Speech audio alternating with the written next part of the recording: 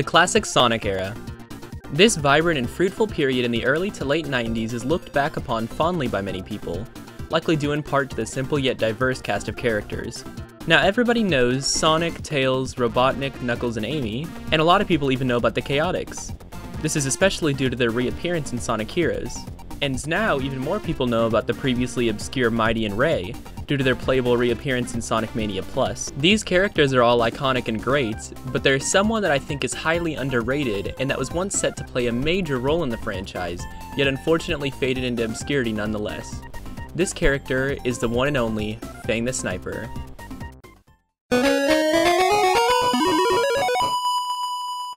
Fang the Sniper made his debut in 1994's Sonic Triple Trouble for the Game Gear, which was named as such because it features 3 villains. Throughout this game you encounter Robotnik, Knuckles, and then newcomer Fang the Sniper. Fang is portrayed as a clumsy and conniving treasure hunter who is just after the Chaos Emeralds, but unlike the other two, he is not aware of their true power and wishes to simply pawn them off for a profit. While he may lack a bit in speed compared to some of the other characters, he does make up for it with his jet bike, which is used many times throughout this game and his later appearances. Despite the fact that he was originally created for Triple Trouble, and was even originally going to be a Game Gear exclusive character, he does not appear as much as one would guess, showing up only a handful of times throughout the story. This could be due to the fact that Fang was apparently slated to be from a different world known as Subspace during development, but the idea was cut or at least scaled back for whatever reason. This would actually make sense if you play the game, as he only really appears in the special stages, and the special stages could certainly be interpreted as taking place in a different dimension, such as Subspace. As far as I can tell, the Subspace aspect of Fang's character is never referenced again directly in any of his subsequent game appearances.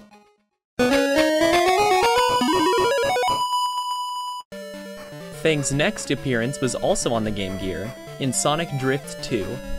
This sequel, confusingly, was released worldwide as Drift 2, in spite of the fact that the game preceding it was a Japan exclusive.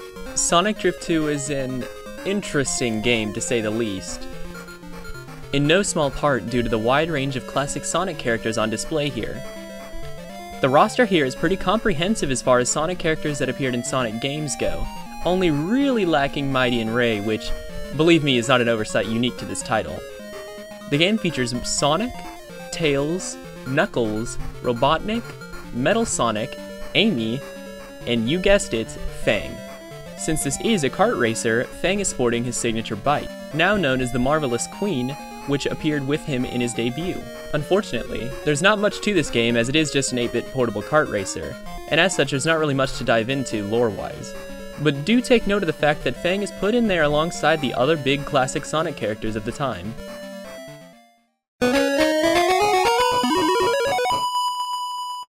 Fang's next appearance was a cameo of sorts in the often forgotten Tails Adventure in 1995 for the Game Gear.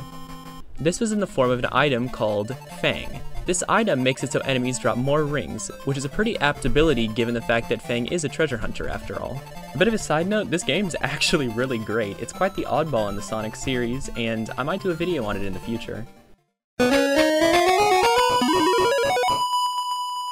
Our favorite sniper's next major role was in the 1996 fighting game Sonic the Fighters, but this time, he was in 3D. Fang was featured alongside the likes of Sonic, Tails, Knuckles, Amy, and Espio. These characters were joined by 2 newcomers, Bark the Polar Bear and Bean the Dynamite.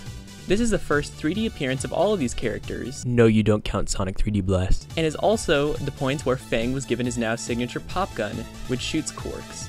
It's a great addition in all honesty, and it fits the character wonderfully, so it's a very welcome inclusion. And it even ties back to Triple Trouble, as during development he was supposed to have an actual gun, but Sega of course rejected this for obvious reasons. So this is a pretty good middle ground, and probably more fitting of the character than an actual gun would have been. Fang's stage is Casino Night, which although it was an existing locale in the Sonic universe, I think that it is a great match for him considering his treasure-hungry nature.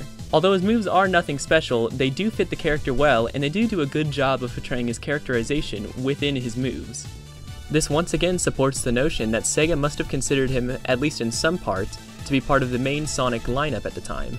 He is even put right next to Tails on the Fighter Select screen. It's important that we keep this in mind as we move on to our next title, an equally ill-fated and captivating title for the Sega Saturn.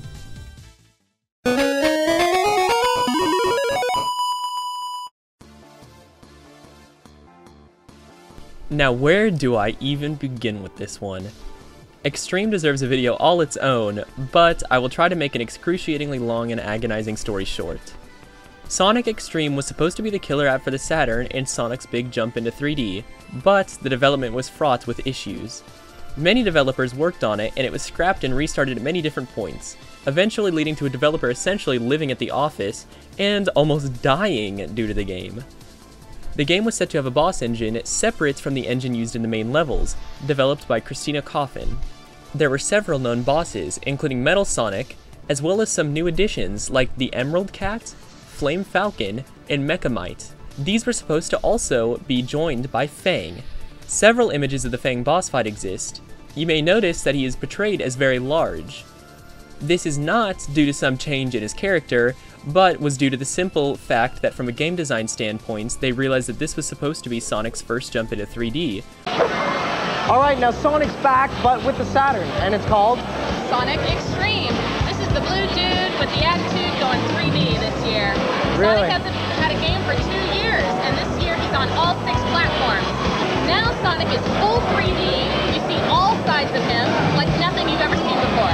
You know, it's killing me. Look at this. Woo!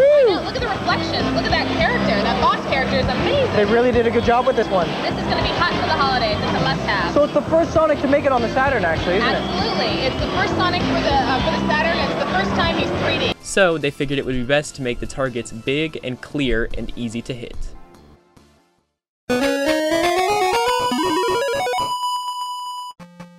While Fang did not appear much after X-treme in the games, this wasn't quite true for the 3 main Sonic comic series. In the Archie comics, he was introduced as Knack and was part of Team Hooligan, alongside the previously mentioned Bark and Bean. In the British Sonic the Comic, he was also called Knack and was portrayed as a member of the Chaotix, before betraying them.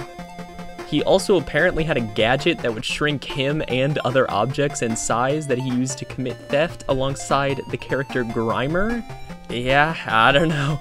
Sonic the Comic is quite bizarre and also deserves a lengthy video of its own. Fang has also appeared in the currently ongoing IDW comic series, and is referred to by Fang, contrasting the other 2 portrayals which used the localized version even after the game started using Fang internationally.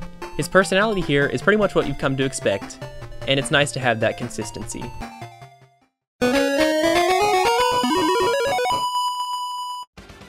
Now all of this begs the question, just what is Fang? Well, his name is Fang the Sniper, and Sonic characters are almost always blank the blank. But what is a sniper? Well, I alluded to it before, but Fang was originally called Knack the Weasel in Western localizations of Triple Trouble. Yet in all subsequent releases, he was referred to as Fang worldwide. In spite of this, he's canonically not actually a weasel, and that was something that was added during the English localization. However, the plot thickens as he was originally called Knack during development, even in Japan. This was until they caught wind of Sonic 3 having a character named Knuckles, which they thought could cause confusion because the 2 would be pronounced similarly to each other in Japanese. While he was originally revealed to the public with the name Jet, Fang was eventually settled upon in the final Japanese release. There was a lot of confusion and mystique surrounding his species in the West, but in Japan he was known to be a half-Jerboa, half-wolf hybrid. This was mentioned several times over in Japan, apparently including in the Sonic Jam Japanese guidebook character profiles. Although it is possible that he might just be a Jerboa, the person that created him stated on Twitter that he was created with the Jerboa in mind, not a hybrid. It seems that Sega has made the hybrid species the canon one, as it was mentioned in the Sonic Encyclopedia, which is a book that was published for Sonic's 30th anniversary, making it very recent and likely the backstory that Sega considers currently canon.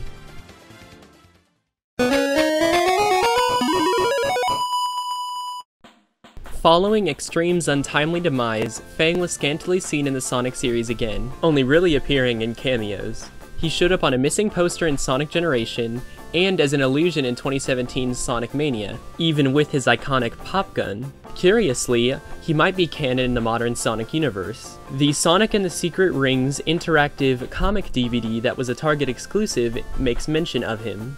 That might be a bit of a stretch, as it basically is just a dub of the Archie comic adaptation of the game, but it is an interesting thought regardless. Overall, I think that Fang is a very interesting and colorful character that deserved to be part of the main cast, yet got unfairly snubbed for no real reason. He was a Sonic character and considered part of the lineup at a point in time where there were only a small handful of Sonic characters, at least in the games. Let's hope that he makes an appearance in some Mania sequel, or perhaps even in Sonic Origins? Probably not, but one can dream, I suppose. Alright guys, this video is a bit of a departure from my usual type of video, but if you enjoyed it or had any thoughts on it at all, really, please let me know in the comments below. This video is a smaller video and is a precursor to my bigger upcoming video on obscure Sonic games. While I was writing it, I had the idea to do a video on Fang, as he makes an appearance in a good number of the games that we're going to be talking about there. So I thought it'd be cool to do just a quick video kind of explaining who he is, because I do think that he has an interesting character, and I think that it is very interesting that Sega did consider him to be kind of part of the original Sonic lineup, and that was something that I noticed by going through those games. So this is kind of to tide everyone over until my next bigger video, so stay tuned for that, and until next time, Ape Squad out.